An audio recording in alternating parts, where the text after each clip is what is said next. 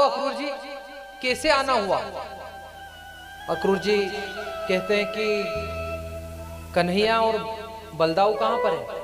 उन्होंने कहा वो बस आने वाले हैं, खेत से आने का, जंगल से आने का समय हो गया है, आओ तो सही। आज अक्रूर जी उदास हैं, मौन हैं, चुप हैं। जाकर के बैठ गए। नंद बाबा से कहा कि वो नंदराय जी, बात ये है कि कंस ने कुश्ती प्रतियोगिता का आयोजन रखा है। अब इतना कहते हुए फिर वे डर गए कि बताऊं कि नहीं बताऊं, अगर बता दूंगा तो पता नहीं नंदराय जी की स्थिति क्या हो जाएगी। उनने कहा कि नंदराय जी जल पिला दीजिए मुझे। तो उन्होंने अपनी वाणी को विराम दे दिया।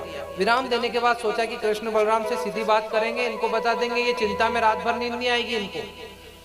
ठाकुर जी आए, कृष्ण बलराम दोनों अपनी गौशाला को गौशाला में कर दिया गाय माता को, और फिर आए और आकर के प्रणाम काका। ठाकुर जी समझ गए, भगवान श्री कृष्ण जानते थे कि अब मेरा जाने का समय आ गया है, क्योंकि वे तो एक लिमिटेड समय के लिए आए थे ब्रज में, उनको लीलाएं करना थी।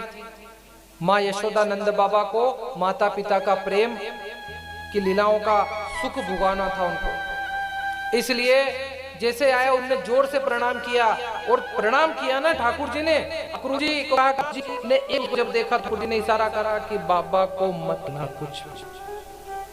क्या कहा कि बाबा को? अक्रूर जी मुस्कुराए और बैठे। नंदराय जी कहा कि लो वो तुम्हारे कृष्ण बलराम आ गए, बैठो, मैं थोड़ा सा गौशाला में होकर आता हूँ। और जैसे ही वो गए, इधर आए और आकर, और काका कैसे हो? क्या शब्द बोला काका? बताया ना कितना प्रेम, कितना पवित्र और कितना निर्मल शब्द है काका। कहा कि काका कैसे आना हुआ? उनने कहा कि प्रभु तुम तो सब जानते हो, मैं क्या बताऊं, मुझे तो आपके दर्शन करना थे, लेकिन एक धर्म संकट है कि कंस ने एक योजना बनाई है, और प्रभु मैं तो दाऊद में हूं, मैं तो चिंता में हूं कि कहीं ऐसा ना हो कि ये खबर आपको दे करके या आपको यहाँ से ले जा करके पाप में पड़ जाऊं, तो बहुत चिंता में हूं। बलराम जी भगवान श्री कृष्ण की तरफ देखने लगे। लल्ला लल्ला कहते हैं कि दाऊ भैया आप क्या कहें, चलना तो है लेकिन कैसे चले, मैया को कैसे समझाएंगे? यहाँ पर दोनों भाई बड़ी गंभीरता से, बड़ी समझदारिता से कह रहे हैं कि काका आप ये बात बाबा से अभी मत कहना।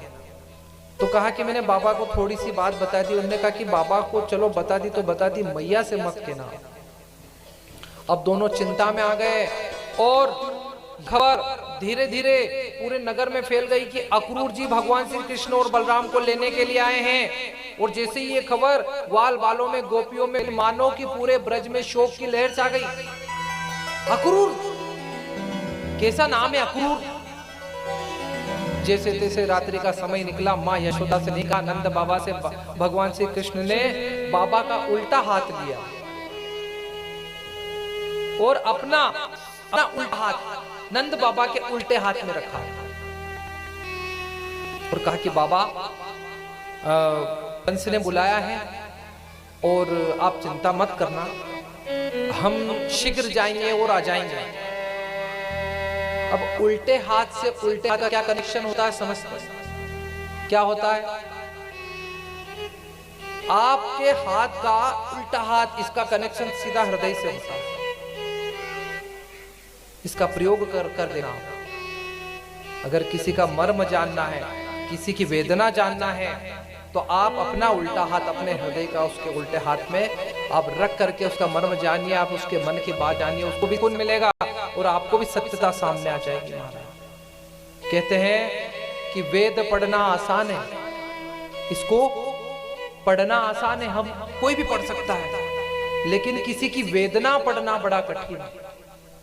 मन की वेदना पढ़ना कठिन है।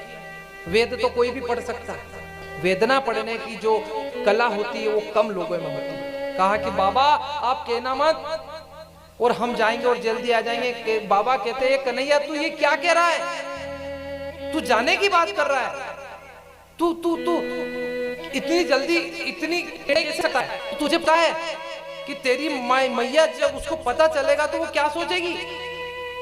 बाबा वही तो धर्म संकट है कि मैया को कैसे समझाऊंगा कि मैया मुझे जाना है।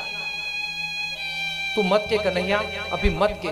ठाकुर जी ने निवेदन किया, जैसे तैसे रात्रि बीती और सुबह के समय बताना तो पड़े। ठाकुर जी ने अक्रूर जी को कह दिया कि अक्रूर जी अपने को देखो यहाँ से निकलना है ना, तो ये गोप वाले ये गोपियां मुझे जाने नहीं देंगी, आप अपना रथ जल्दी तैयार कर लेना।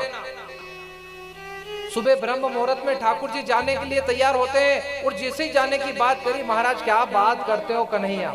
ठाकुर जी इधर सोच रहे कि हम सुबह सुबह चुपचाप निकल जाएंगे, लेकिन जब नंद भवन का द्वार खोला ना तो पूरे गोप वाले जितने भी थे गोपियां सभी द्वार के बाहर ऐसी अवस्था में उनकी गली में बैठ गए नंद भवन के बाहर। माँ यशोदा को कहा, धीरे से नंद बाबा ने कहा और जाकर कहा कि ये यशोदा, कंस ने कोई अच्छा आयोजन रखा है, उस आयोजन में कृष्ण और बलराम दोनों को बुलाया है, तो मुझे लेकर जाना होगा। माँ यशोदा ने सुनी अनसुनी करी, उनने कहा कि जब बात पल्ले पड़ी तो कहा कि क्या कन्हैया और बलराम ये जाएंगे?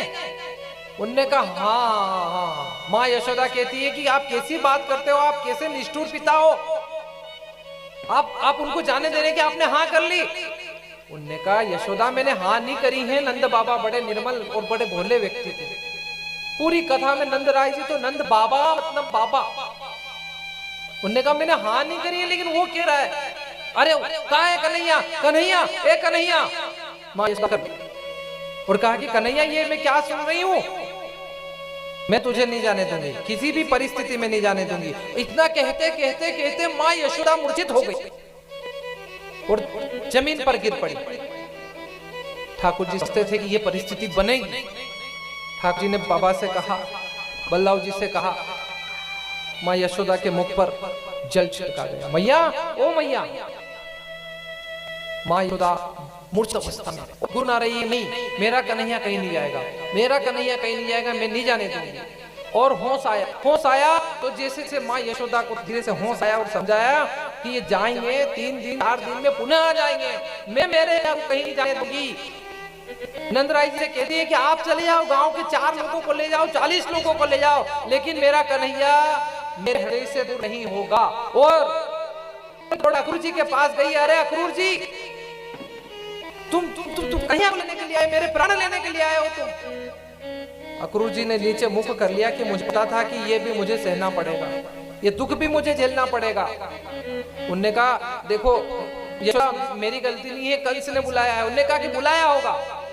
ठाकुर जी ने देखा कि अब जाने का समय आ गया है, अगर ये अवस्था जा नहीं पाएंगे तो वो अधर्मी कंस का वध कैसे होगा। ठाकुर जी ने धीरे से अपनी माया फैला दी माँ यशोदा के ऊपर और माँ यशोदा मूर्छित हो गई।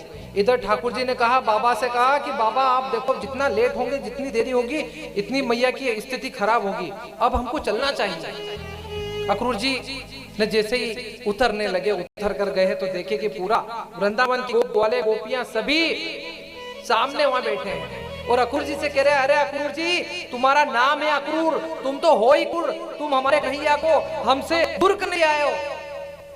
अक्रूर जी कहते हैं कि मेरी गलती नहीं है, मैं क्या बताऊं आपको, कैसे जवाब दूं आपको। ठाकुर ने कहा कि काका धीरे धीरे रथ को आगे बढ़ाओ।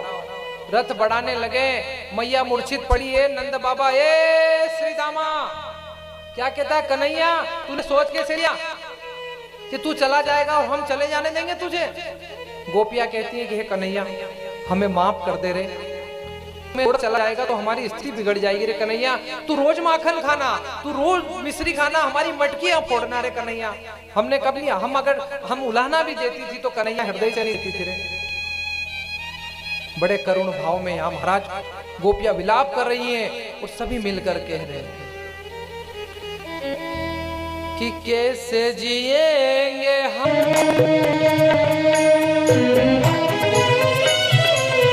हे कन्हैया हमें इतना दुख मत दो कन्हैया। हम कान पकड़ के गलती है कि अपनी माफी मांगती है रे कन्हैया, हमें छोड़कर मत जाओ। तुम जैसा रखोगे ऐसा रहेंगी, कभी शिकायत नहीं करेंगे। तुम जिस हाल में रखोगे उस हाल में रह जाएंगे रे कन्हैया। गोपियां कहती है दीपक बनोगे आप तो बाती बनेंगे हम। दीपक बनोगे आप तो बाती बनेंगे हम। कन्हैया दीपक बनोगे आप तो बाती बनेंगे हम। दीपक बनोगे आप तो बाती बनेंगे हम। दीपक में जलते जलते, दीपक में जलते जलते जिया करेंगे हम। दीपक में जलते जलते जिया करेंगे हम। और बड़े सुंदर भाव में कह रही है, नदिया बनोगे आप तो नौका बनेंगे हम। नदिया बनोगे आप तो नौका बने आप नौका बने। नदिया बनोगे आप नौका बने। दियों में बहते बहते, नदियों में बहते बहते जिया करेंगे हम। तेरे बगैर खाना के जिए हम, कैसे जिए हम ओ कान्हा। सभी के नेत्रों से रुदन बह रहे हैं और उस रथ के समक्ष सभी गोपियां लेट गई। अक्रूर जी नहीं है तो हमारे ऊपर से रथ चढ़ा कर ले जाए। वो सीधा वो रुदन कर रहा है रे, वो फटे कपड़े हैं रे, हाथ में लाठी है। एक कन्हैया हम भी चलेंगे रे तेरे साथ, हमको नहीं चराना है गाय भाई।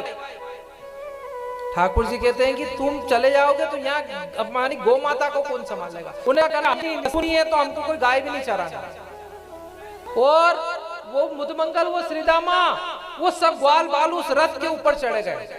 बोले कि रथ में जगह नहीं है तो हम पैदल चले जाएंगे रे कन्हैया, लेकिन हम मथुरा तेरे साथ चलेंगे।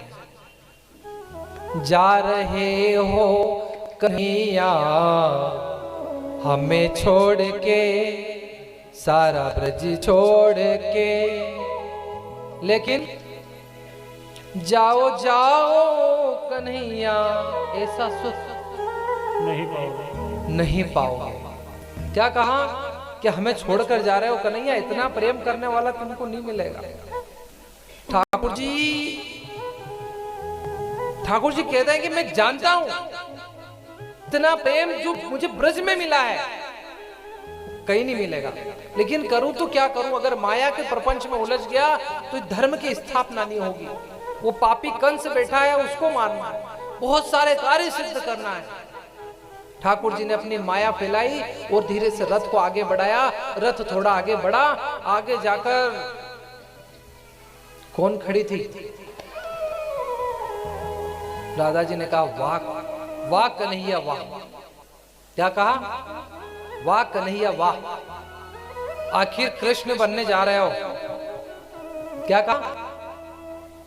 कृष्ण अर्थात वहां जाके राजा बनोगे, बड़ी बड़ी व्यवस्थाएं देखोगे। ठाकुर जी ने हाथ जोड़ प्रणाम किया कि देखो राधा, मैं इस लीला को लेकर आया हूं, मुझे कुछ समय के लिए लीला करना है, तुम मेरी बात सुनो। और यहाँ लिया था तो कि तुम राम अवतार में सीता के रूप में मेरे साथ जिद करके आई, चली परेशानी हुई, मैंने तुमको आने से मना किया था। ये कौन है? भगवान विष्णु का अवतार, तुमने पहले मुझे आई इनके चक्कर में। राधा कहती है कि देखो जब हम अवतार लेते हैं, कोई परिस्थिति बनती है तो उस स्वरूप में ढल जाते हैं। उन्होंने कहा कि तुम आ रहे हो तो मेरे लिए कोई काम दे जाओ।